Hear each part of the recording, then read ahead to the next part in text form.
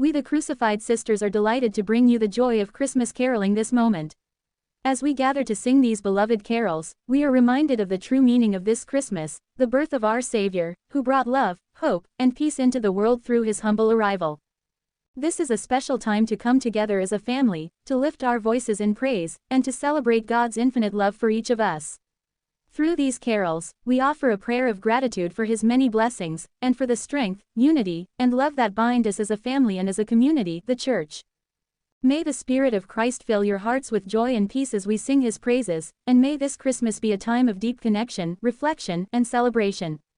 With love and blessings, the Crucified Sisters, adorers of the Eucharist.